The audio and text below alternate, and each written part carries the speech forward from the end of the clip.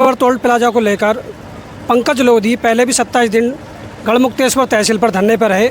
उसके बाद डीएम साहब यहाँ उपस्थित हुए। उनके आश्वासन पर एडीएम साहब की मध्यस्थता करते हुए हापुड़ जाके 30 दिन का समय दिया गया, लेकिन उसके बावजूद भी जो टोल है जिसके लिए पंकज लोधी अनशन पर बैठे थे, कोई समाधान नहीं निकल पाया। तो पंकज लोधी ने 27 तारीख को यहाँ अमरण अनशन चालू कर दिया। उनके साथ में 4 लोग और सहयोगी मौजूद हैं, जिनका नाम एक का नाम जय सिंह राणा है और मिंटू चौधरी और बबलू सहगल और हर्षरण प्रजापति हैं। उसके साथ में आज दूसरा दिन, कल जब अनशन पर बैठे थे तो रात के करीबन 9 बजे पीडी साहब आए और वार्ता करी, समझाने की कोशिश करी या दबाव देने की कोशिश करी, ये तो वही जानते होंगे। लेकिन उसके बाद में आज फिर पीडी साहब लगभग 3 बजे के आसपास में आए हैं। उनके साथ में एसडीएम साहब भी थे गढ़मुक्तेश्वर, और इसी बात को लेकर आज पंकज लोधी से फिर बात करेंगे। आखिर इनके बीच में क्या वार्ता हुई, किस बात को लेकर आगे कुछ सहमति बनी है, और आज अनशन जो है फिर इन्होंने जो है 9 तारीख के लिए स्थगित कर दिया। उसके लिए बात करते हैं पंकज लोधी से। तो पंकज लोधी, आपका तेज न्यूज़ में स्वागत है। धन्यवाद, आपका सहयोग देने के लिए भी धन्यवाद। अच्छा, आज जो है फिर दोबारा पीडी यहाँ आए 3 साढ़े 3 बजे के आसपास में आए, तो उनके साथ क्या वार्ता हुई? वार्ता यही हुई है कि उन्होंने मान लिया कि वो सक्षम अधिकारी नहीं है वार्ता के लिए, और अब पुनः जो है उन्होंने 9 तारीख तक का समय मांगा है कि 9 तारीख में जो सक्षम अधिकारी होंगे उन्हें बुलाया जाएगा और यहीं तहसील प्रांगण में बैठ के सर्वसम्मति से सभी लोगों के बीच में वार्ता की जाएगी। यदि संतुष्टिकरण नहीं दिया गया तो 10 तारीख से पुनः आमरण अनशन शुरू कर दिया जाएगा। ये वार्ता हुई। अच्छा, क्या लगता है उनकी बातों से, क्या लगता है टोल टैक्स ये हट पाएगा या कुछ हो पाएगा? बातों से उनको ये लग रहा है कि काफ़ी दबाव में है वो भी, लेकिन ये है कि बड़ा मैटर है, नगर पालिका सीमा में है, ये मान रहे हैं। वो भी गलत है, ये भी मान लिया उन्होंने, लेकिन टोल हटाने का मामला नहीं कर पाएंगे वो, ये भी मान रहे हैं। तो अपने संबंधित अधिकारियों को बुलाने के लिए 9 तारीख का समय लिया है, और 9 के बाद में यदि नहीं करते हैं तो 10 तारीख से आमरण अनशन शुरू हो जाएगा।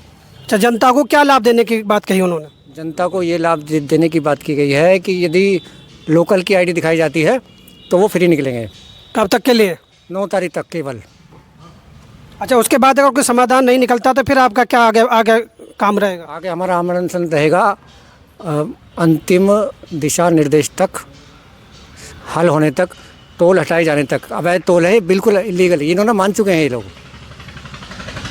तो ये हमारे साथ में पंकज लोधी थे जो 2 दिन से अमरण अनशन पर बैठे हुए थे। इन्हीं के साथ में जय सिंह राणा हैं जो ये भी इनके साथ में लगातार बैठे, इनसे बात करेंगे। तो क्या लगता है राणा जी आपको? देखिए, पीडी साहब ने टोल गलत माना है, और उन्होंने ये भी कहा है कि हम इसमें हटाने में सक्षम नहीं हैं। हम उच्च अधिकारियों को 9 तारीख में बैठक का टाइम लिया है। अगर वो हमें संतुष्ट नहीं करते 9 तारीख में, तो हम 10 तारीख में फिर अनशन बैठेंगे। लेकिन सवाल एक ये उठता है, जब 1 महीने का पहले इन्होंने समय ले लिया था, तो फिर उन्होंने उच्च अधिकारी से बात करी या नहीं करी? कह रहे हमने बात करी, हम लेटर लिख के दे रखे नकलों के लिए। लेटर तो मुझे लगता है कि 8 साल से लगातार चल रहे हैं। नहीं, वो बता रहे थे कि पहले वालों ने करा नहीं करा, पर मैंने लिख के दिया है। तो अब जो है जिलाध्यक्ष हैं महात्मा टिकैत के, इनसे बात करेंगे। क्या लगता है आपको? उच्च अधिकारियों की जो वार्ता का विषय था वो पीडी साहब ने ये किया कि मैंने अपने द्वारा जो है, जो आपने मुझसे मांग की थी, मैंने वो उच्च अधिकारियों को दिल्ली और लखनऊ ट्रांसफ़र की है।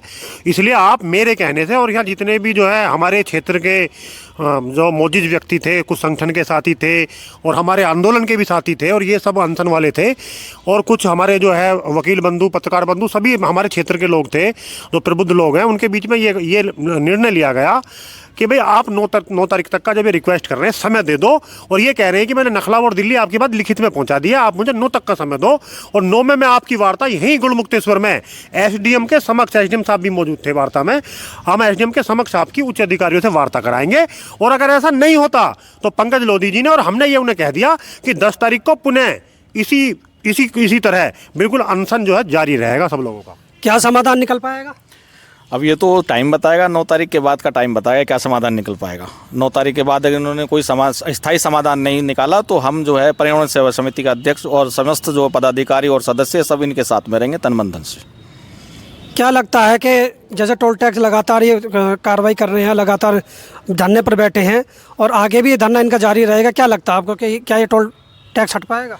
ऐसा प्रतीत नहीं होता, ये टोल हटा देंगे क्योंकि ये जो है बड़े लेवल का मामला है, सरकार का भी मामला है, इसमें हस्तक्षेप सरकार का भी है और उच्च अधिकारियों का भी मामला है। तो नहीं हो सकता है कि ये टोल हट जाएगा, लेकिन प्रयास रहेगा हम सब लोगों का। पंकज लोधी जी जो प्रयास कर रहे हैं 10-12 साल से, तो हम उनके साथ में हैं, तो प्रयास पूरा रहेगा इसे हटाने का।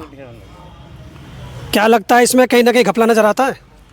हम अपने अंतिम सांस तक पंकज लोधी और उनकी समस्त टीम के साथ जितने भी हम साथी लगे हुए हैं, चाहे वो भारतीय किसान यूनियन के साथी हैं, चाहे वो पर्यावरण संस्था के साथी हैं, चाहे वो यहाँ के जो है आपकी जो एडवोकेट लॉबी है, चाहे क्षेत्र के सम्मानित लोग हैं जो इस आंदोलन में साथ हैं, हम ये आपके चैनल के माध्यम से कह रहे हैं, हम अपने अंतिम सांस तक ये लड़ाई जारी रखेंगे और इस टोल को अंतिम सांस तक हटवाने के लिए इस लड़ाई को जारी रखेंगे।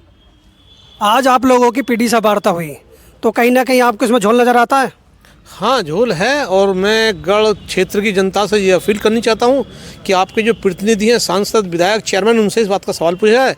1 महीने हमने धरना पहले दिया था और अब भी हमने धरना दिया है, अभी तक उन्होंने कोई करवट नहीं ली है। क्या उनको वोट लेने का ही अधिकार है हमसे? और जनता से मैं निवेदन करता हूँ कि इस चीज़ की उनसे जानकारी लें, उनसे जवाब पूछें कि क्यों नहीं उन्होंने आज तक इस चीज़ पर आवाज़ उठाई, क्यों नहीं उन्होंने जवाब दिया इस चीज़ का। जनता जनप्रतिनिधि चुनती है, विधायक चुनती है, सांसद चुनती है, चेयरमैन चुनती है, इसलिए चुनती है ताकि उनकी आवाज़ आगे तक पहुंचाई जा सके।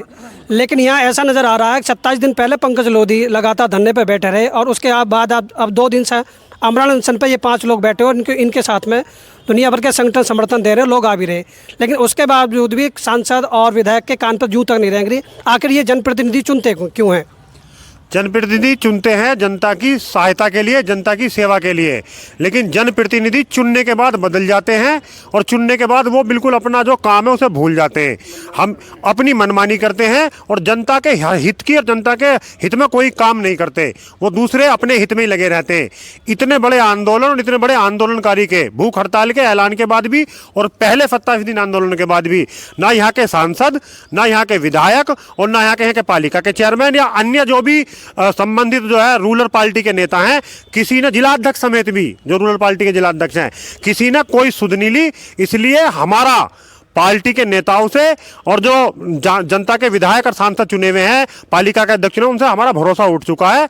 हम ये कहते हैं, हम इस क्षेत्र की जनता से, गढ़मुक्तेश्वर की जनता से अपील करते हैं कि आप जो है इस लड़ाई में साथ दें।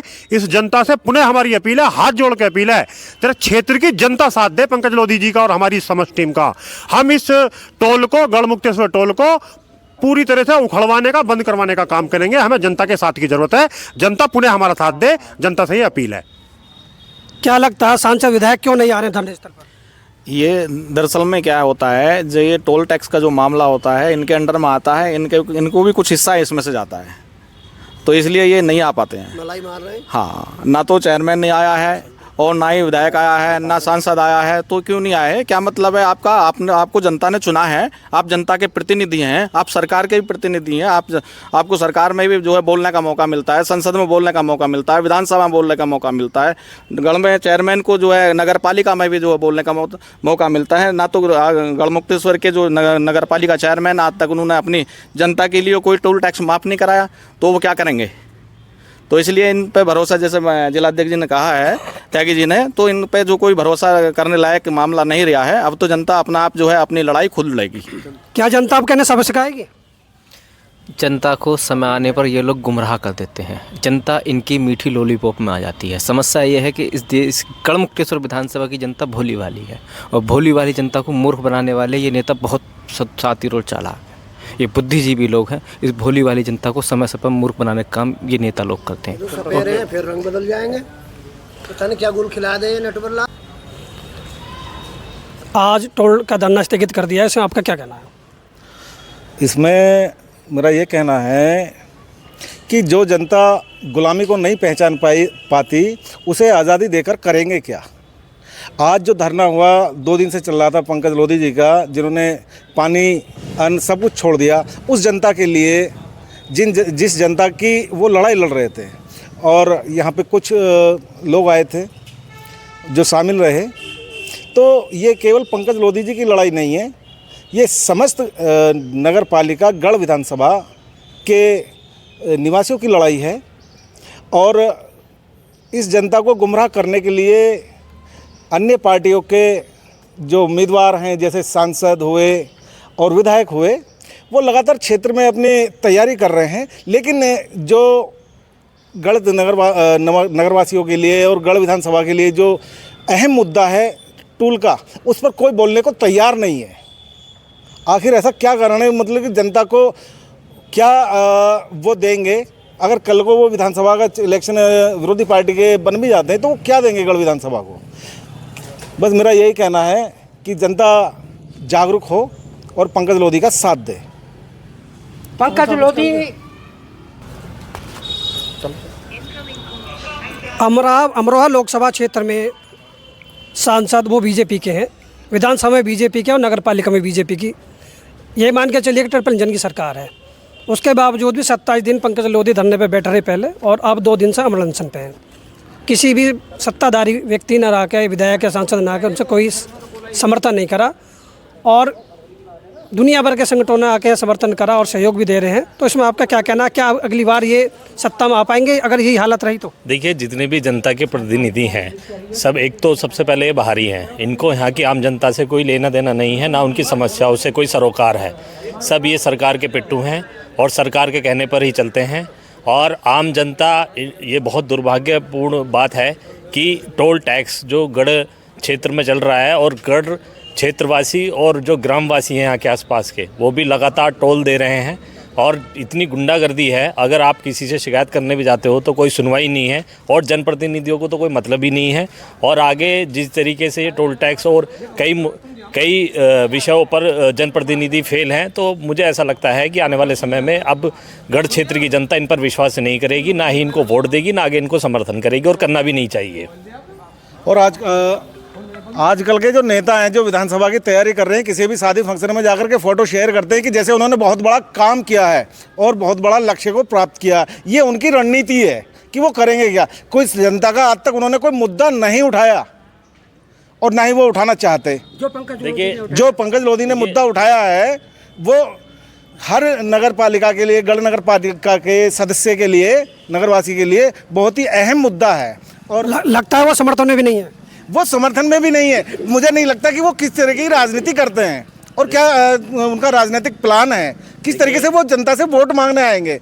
ये जनता आने वाले समय में ये बताए उन्हें। देखिए, जनता को ये सोचना चाहिए, ये सब पैराशूट कैंडिडेट हैं, और जब जनता का समय आता है तो जनता को जागरूक होकर इन्हें वोट देनी चाहिए। जो हमारे क्षेत्र प्रत्याशी जितने भी रहते हैं उनके समर्थन में अब जनता को आगे भी वोट करना चाहिए। ये मेरी अपील है माननीय जनता से। और जनता इन बाहरियों को बिल्कुल नकार दे, ना इनको समर्थन दे, ना वोट दे, क्योंकि इनकी यहाँ की जनता से इनको कोई सरोकार नहीं है। ये सब पैराशूट कैंडिडेट हैं, पार्टी के बेसिस पर चुनाव लड़ते हैं, पार्टी के बेसिस पर चुनाव जीत जाते हैं और फिर अपने घर जाके बैठ जाते हैं, और यहाँ की आम जनता दर दर भटकती रहती है।